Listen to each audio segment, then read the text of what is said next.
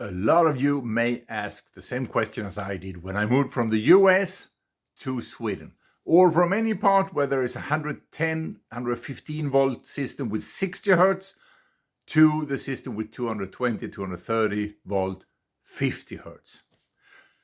What to do? Well, obviously, to transform from 110 to 220, all you need is a transformer. And here is one, for instance. I got a bunch of those. The question I had was, will the difference in frequency play a role? And I brought somewhere between 15 and 20 machines and electronic devices. And let me tell you, everything has worked except two. So this is one of those that did not work, because a lot of them will work both. It says on them 110 to 240 volt, 50 to 60 hertz. Then it's no problem.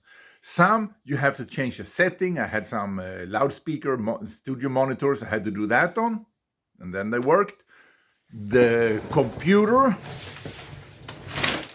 you can just change the power unit, or I think this one, maybe you could even change it here, and that worked. The electrical machines, the drills, I had a table drill, I have a lathe, a CNC mill. Actually, those I run on a transformer now, a 5 kilowatt transformer. So they are running on 50 hertz, even though they are made for 60 hertz. And nothing has happened. Well, I mean, something has broken, but not for that reason. It's the normal things that break from time to time. But this here, the laser printer, it broke. And that was my fault, because I made a short circuit up here, and I thought I had checked that it runs on 220, but it doesn't. So it started up, it worked for a while, and then smoke came out of it. I had a problem. I wanted to fix it, but I had a problem to open it, and it took me quite a while, and I didn't have time to continue. So finally, when I got around to opening it, I found the culprit, this little guy here. Obviously, you can see on it, this is an aluminum electrolyte capacitor, and you can see on the shape that it's gone bad, and the coloring around it on the PCB.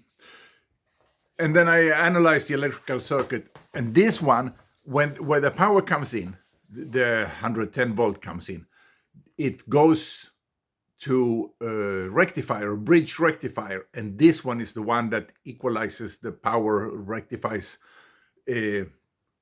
evens out the voltage after the rectifier, before it goes to a high frequency transformer.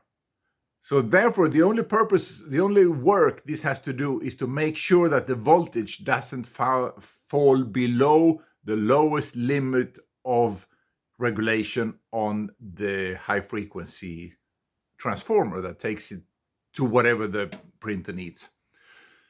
And this here is 600, let me see what it is, 620 microfarad, I think it was, and rated to 200 volt. So if you have a 110 volt system, you are going to get close to 200 volt on that. You need this one. But if you have a 220 volt system, this one will burn up quickly. So when I was buying a new one, it occurred to me that if I have 50 hertz instead of 60 hertz, the time it needs to hold the voltage is a little bit longer, by 20%. So I got one that's 20% larger capacity, 820, I think it was, microfarad, or maybe this was 680. Anyway, the next one up in size.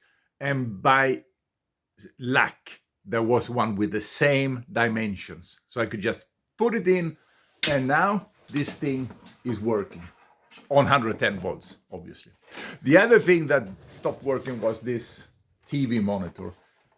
But now when I look at it here, it's actually rated for 110 to 240 volt and 50 to 60 hertz. So that must have been some other reason why that stopped working.